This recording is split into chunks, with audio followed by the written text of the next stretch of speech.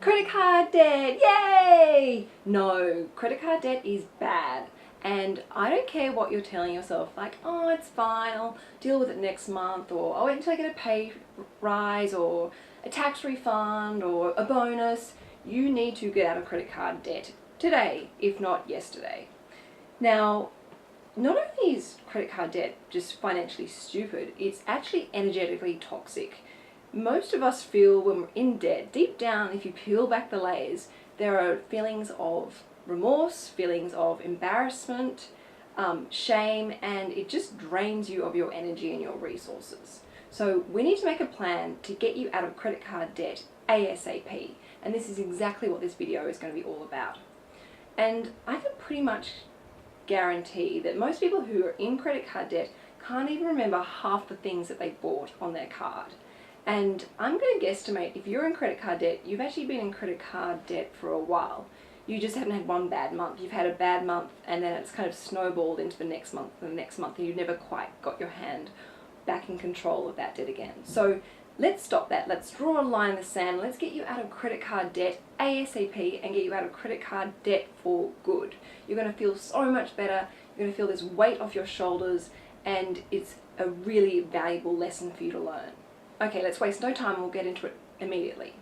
Step one, really easy. Cut the card up. And if you're in multiple credit card debts, you have to cut all the cards up. Now, by doing that, we've trapped the debt. You can't use the debt, you can't use the card, I should say, and you cannot let the debt get any bigger, assuming that you maintain the interest repayments. So by cutting those cards up, we've trapped it. It cannot get any worse, and we can't use them anymore. So number one, most important step, don't forget that. Step two, pay for everything in cash from this point forward. Yes, this is going to be a little bit painful because you're going to have to say no or say that you can't afford to do a few things, but that's okay. It's not the end of the world. You're not going to die. You're actually doing something much more powerful and beneficial for yourself, in that you're not letting your credit card debt get any bigger, but it's actually going to start getting smaller soon. So pay everything in cash, or if you need to, use your ATM debit card so that there's no credit at all that you're using. You're going to actually feel quite good in paying for things in cash. You're going to feel a lot lighter and you're going to feel a lot more in control, and you're only going to buy what you value and what you appreciate. Step three, start a list. I want you to get a piece of paper and I want you to write down everyone that you owe money to and exactly how much. Start with the person that you owe the least amount of money with first, work your way down, and the last person on the list should be the person you owe the most amount of money to. Take that piece of paper, either put it on your bedside table or with your toothbrush or even in your wallet. Basically somewhere where you're going to see that piece of paper a couple of times a day. Now this is really important, and I'm going to explain why in a second, how this is going to help you keep focus and motivation. Step four, do a budget. Ugh, most people hate doing budgets. They put them off for as long as possible. But I guarantee you, once you sit down and actually write down all your living expenses, it's actually an incredibly awakening experience, because you have a lot more idea and a lot more control over where your money goes, and you can see where money is being wasted and where it's not. Also, by doing a budget, you can see what you really value, and you can then identify things that could potentially be cut out to help either save more money or help you get out of credit card debt faster. Now, if you've never done a budget before, don't even know where to start, find the whole thing completely overwhelming, don't worry, I'm here to help. Make sure you subscribe to my channel. Contact me through my website, www.sugarmama.tv. I will then send you a budget template that I use with my other clients, and they find really helpful. It's something I designed myself, and it will make it a lot easier and a lot quicker for you to do a budget. So don't freak out, I'm here to help. Step five, cash flow. Okay, so now we have an idea of exactly how much debt you're in, and we also have an idea of your living expenses. We need to get you into a situation where your cash flow, you have enough control over your cash flow, and so that if a big month comes through where you've got lots of expenses, you don't have to go back to the credit cards to rely on. You actually have cash available to help you stay in control. Now, this is how I want you to run your accounts. I want you to have two accounts. One being your everyday bank account, which is where your salary gets deposited and where you pay for your monthly or fortnightly expenses. That might be things like takeaways, gym memberships, drinks, clothes. Then I want you to have a second account, and this is a savings account, which I want you to build up with money that you, for those larger months that come through. You know, say Christmas time, when you've got to buy a dozen Christmas presents for family and friends and you kind of get financially wiped out for the month. What we're going to do is stockpile that account, so when those months come, you've actually got enough cash set aside to pay for those things, and you're not reaching for the credit cards again to get you through. You pay for that in cash. This will keep you out of debt for good. And this is what I want you to do going forward, even when your credit card debt is paid off. Step 6, start paying the debt down. The most important and powerful step that you're going to use. What I want you to do is grab your little piece of paper, go through your budget, and I want you to work out really look at each individual expense and really question the value of that expense and whether you really need to do that. The more expenses that you can cut out of your budget, the faster you're going to get out of credit card debt. So go through the budget, look at each one individually and see which ones you can cull, even if it's just only temporarily. Say, for example, you identify some savings and you can free up, say, $300 a month out of your budget. What I want you to do is take that $300 and start using that as lump sum repayments on your debt, starting with the number one debt at the top of your piece of paper.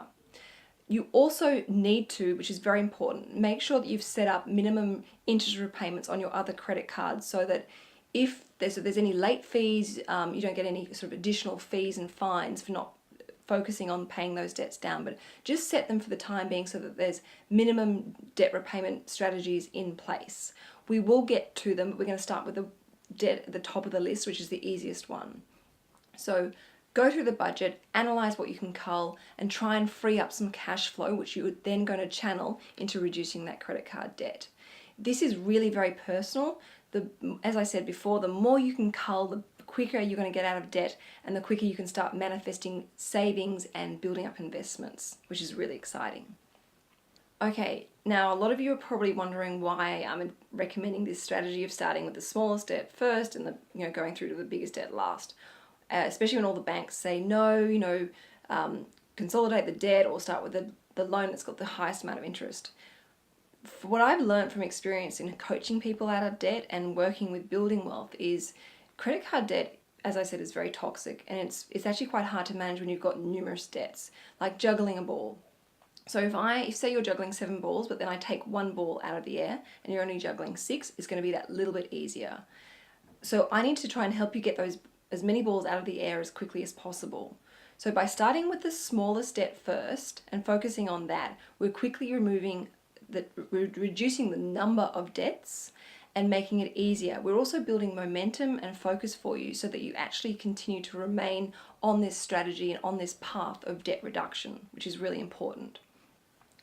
Also, the reason for starting with the smallest one first is you're going to build momentum, and it's the first one.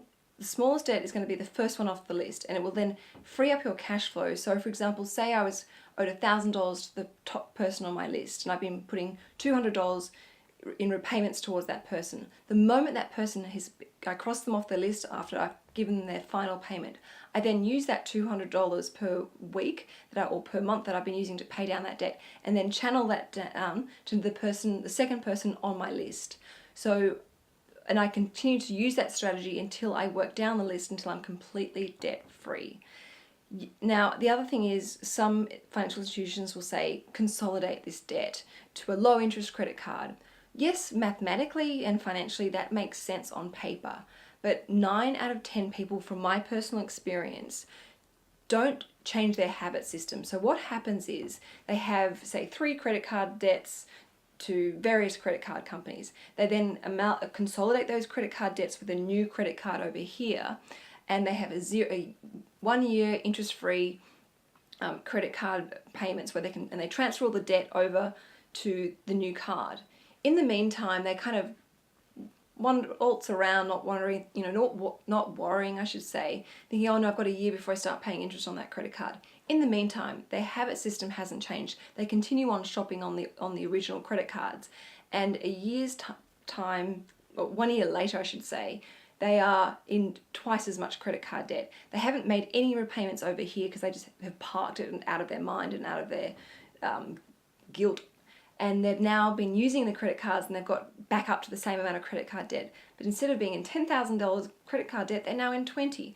That's why I just don't think that this strategy always works. Now, I'm not saying it won't work for you. If you are very, very strict with money and you are really determined to get out of credit card debt for good, and you are going to cut up the credit cards and you're going to never get them back, never get back into debt again, then that is absolutely fine to go and apply for a low interest rate credit card and consolidate it. But make sure if you do that, you do not have access to any other credit in the meantime, and you do as much as you can to pay off that credit card debt as fast as possible. Whether it be 1 month or 12 months, do whatever it takes to get that credit card done and dusted for good so that there's no money owing. The moment you've paid off that consolidated card, cut it up, cancel it, and never get into credit card debt again. And if that means not having a credit card, well then that's fine, don't have it. Some people just are not meant to have credit in their life because it's a dangerous tool.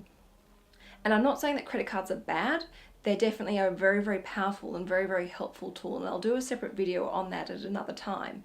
But you've really got to respect the gestation period. When I have a client that comes to me that's in heaps of credit card debt, and I coach them out of the debt, sometimes it takes a year for them to get out of credit card debt.